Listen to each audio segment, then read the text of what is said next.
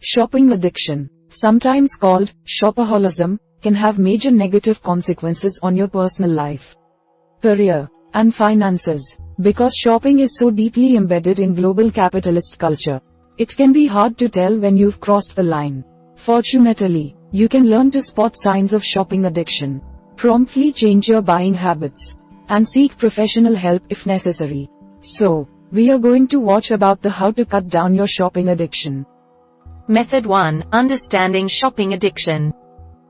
First is recognize the problem. As with most addictions, recognizing your behavior and coming to see it as a true impediment on your daily life and relationships is half the battle. Consult this list of symptoms, and use it to gauge the severity of your shopping addiction.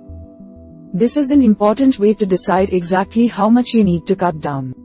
Whether you can be trusted to simply moderate your shopping or if it may be a better idea to simply stop shopping altogether.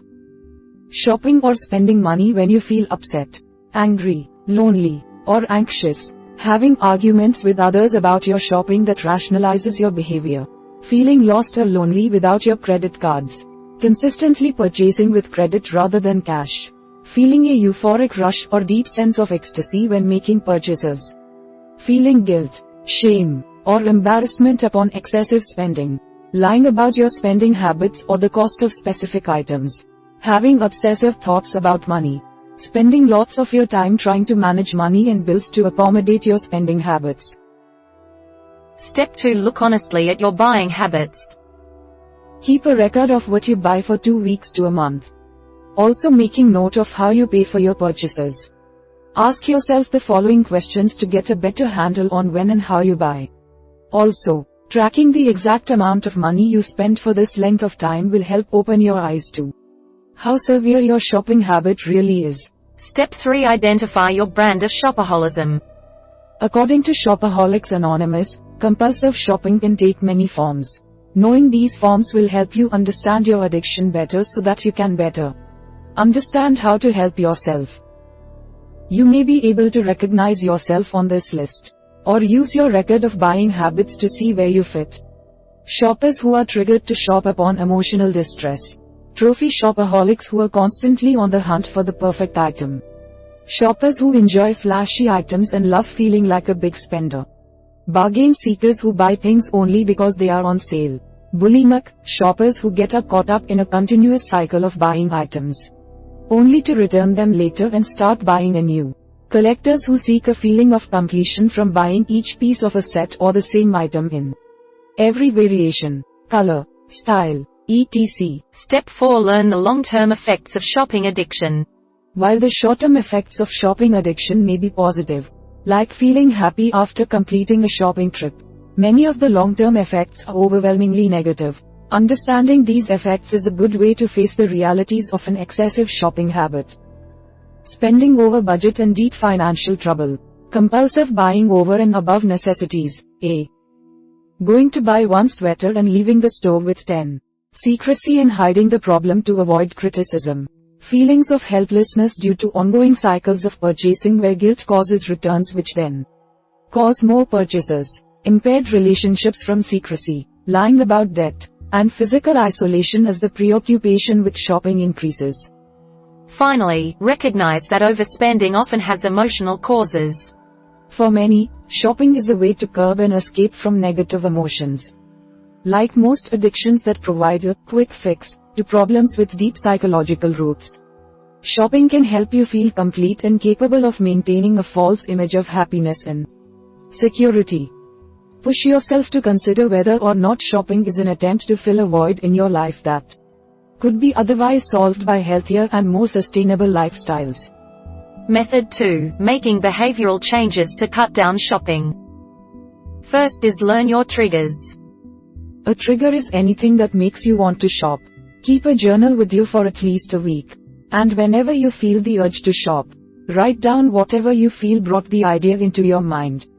It may be a particular environment, friend, advertisement, or feeling, like anger, shame, or boredom. Knowing your triggers is extremely helpful because you can avoid the things that make you want to shop as you are learning to decrease your habit. For example, you might go into a buying frenzy whenever you have a formal event to go to. You might get tempted to buy all sorts of wardrobe changes, designer makeup, or other products that will increase your confidence and make you feel ready for the event. Knowing this, you could make a special plan for handling invitations to big events. You might cut out event-related shopping altogether and spend a mandatory hour looking through your closet for something suitable to wear that you already own. Step 2. Cut down on shopping. The best way to limit your shopping without stopping entirely is to be more conscious of how much your budget realistically allows you to spend over and above basic essentials. Keep a close eye to your finances, and take yourself shopping only when your budget for the month, or even for the week, permits it. This way you can keep shopping occasionally, but stand to avoid some of the larger financial issues that can come with the habit. When shopping, carry as much money with you as you know you can get away with spending. Leave your credit cards at home to avoid temptation to go over your limit.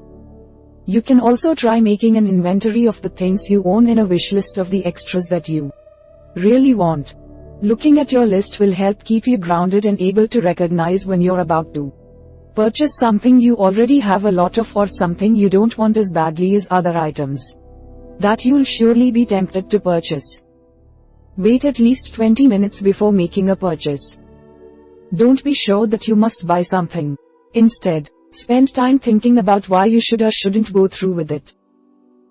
If you know there are particular stores where you tend to spend too much, only go to these stores on special occasions or with friends who can help monitor your purchasing.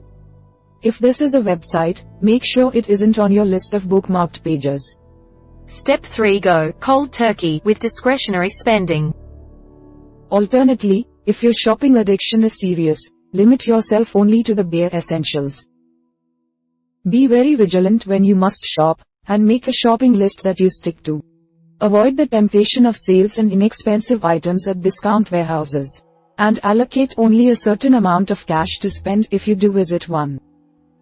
The more specific your rules, the better. For example, instead of deciding to only shop for groceries and self-care necessities, make a complete list of self-care necessities, like toothpaste, deodorant, etc., and do not buy anything other than what you've written down. Change your payment methods, and destroy and cancel all credit cards. If you feel you should have one for emergencies only, ask a loved one guard it for you. This is important since people tend to spend twice as much as they would when making purchases with a card rather than cash. Do your market research before leaving the house, because getting carried away while browsing often brings about unneeded purchases. Know exactly which brands and types of each item on your list you need to buy. This will take the fun out of shopping by cutting off the need to browse. Give up all loyalty cards that you do not use for the bare necessities that frequently appear on your shopping list. Step 4. Avoid shopping alone. Most compulsive shoppers do their purchasing alone. And if you are with others, you are much more likely not to spend excessively. This is the advantage of peer pressure. Let yourself learn from the moderate buying habits of people whose judgment you trust. It may even be necessary to put someone you trust in charge of your finances completely. Step 5. Get involved in other activities. Find more meaningful ways to spend your time. When trying to change compulsive behavior, it is crucial that you replace the behavior with another way of spending your time that is fulfilling and satisfying, but this time in a way that is sustainable. People find happiness in activities that make them feel so immersed that they lose track of time completely. Learn a new skill, finish a project you've put aside for a long time, or improve yourself in some other way. Whether you're reading, jogging, cooking or playing a musical instrument doesn't matter as long as you're fully engaged. While exercising and taking walks can provide a continuous source of happiness, these activities are especially useful alternatives to pursue while in the throes of a shopping urge. Step 6. Track your progress. Remember to give yourself lots of acknowledgement and encouragement while you are in the midst of changing your shopping habits. It is important to give yourself credit for your progress, as kicking an addiction is exceedingly difficult. An objective look at how far you've come will stop you from beating yourself up over moments of struggle and self-doubt, which are inevitable. Try monitoring the amount of money you spend in a spreadsheet. Look at the amount of trips you make to the store, or your favorite shopping sites, by making tick marks on your calendar. Step 7. Make a list of environments to avoid. Create no-fly zones, places that you know will trigger you to shop. In all likelihood, these are places like malls, certain stores, or large open shopping areas. Your rules should be clear and precise to avoid being able to convince yourself that you can go and just browse a little bit. List these places and steer clear from them entirely for as long as you can manage, until the urge to buy excessively dissipates significantly. Check your trigger list to make sure that you're avoiding the right places and situations while you're in the sensitive moments of detox from your shopping addiction. You may not have to avoid all of these environments in the long run. And indeed, this may be a very difficult task due to the omnipresence of advertisements and buying opportunities. Especially if you are only trying to cut down and not quit shopping altogether. You may simply want to limit your presence in these environments. Create a schedule of when you will allow yourself to visit your favorite stores and stick to it. Step 8. Stay local. At least when you are beginning to cut back, take a break from traveling. This can help you avoid the temptation to buy that can be brought on by new or unfamiliar places. People tend to purchase more when they shop outside of their communities. Consider that remote buying from shopping channels and online sources can bring the same feel of a new environment, presenting another temptation to resist. Step 9. Manage your mail. Make sure your snail mail is covered, as well as your email. Unsubscribe from the promotional emails and catalogs that your favorite stores tend to send you. Prevent the possibility of receiving unwanted offers for new credit cards by signing up for opt-out. Press green. Upon providing your information here, you will not be targeted for advertising of this nature. Finally, set parental controls. Because the internet is one of the most popular ways to shop now. Remember that your computer environment needs to be just as sober as your world offline. Avoid e-commerce sites by setting blocks on your favorite online shopping sites. Download a good ad blocker program that will prevent personalized ads from appearing in your browser. One-click shopping is especially dangerous. Make it even more difficult for you to buy online by deleting your credit card number from sites that have it linked to your account. Do this even if you are also blocking those sites too. This will create an added security. If you have found a way to rationalize being on the site, you will still have enough time to rethink your decision to make individual purchases. Method 3. Getting outside help. First is enlist the support of friends and family. Secrecy is one of the major components of shopping addiction, and most addictions, for that matter. So, don't be afraid to get public about your problems with shopping. Tell your friends and family what's going on, and that you may ask them for help going shopping or buying necessities. At least in the early stages of cutting down when temptation is still very high. Make sure that you only open up to trusted loved ones who are capable of supporting you through your push to cut down on shopping. Step 2. Visit a therapist. A therapist can help you understand some of the possible problems that lay at the root of shopping addiction, such as depression. Although there is no standardized treatment for shopping addiction, you might expect to be prescribed antidepressants, like SSRIs. One commonly used method for treating addictions is a method called cognitive behavioral therapy, CBT. This type of therapy will help you recognize and challenge some of your thoughts related to shopping.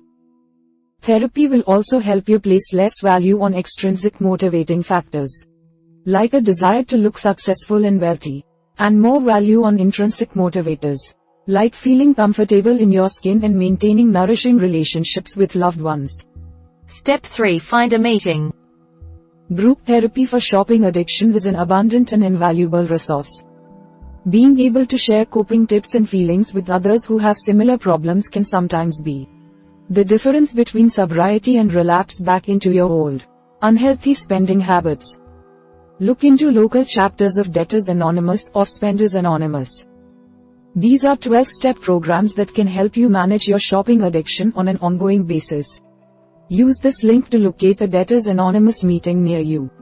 Finally, go to a credit counselor. If your shopping addiction has gotten you into serious financial trouble that you are unable to manage on your own, you may want to consider seeing a credit counselor. A credit counselor can help you deal with the massive debt that accrues as a result of shopping addiction. Dealing with the financial fallout of shopping addiction can be stressful alongside the emotional issues that arise with overcoming your habit. Because stress is a common trigger for relapse, a credit counselor might be an important resource. We hope it is useful to you. Please subscribe to our channel to upskill yourself.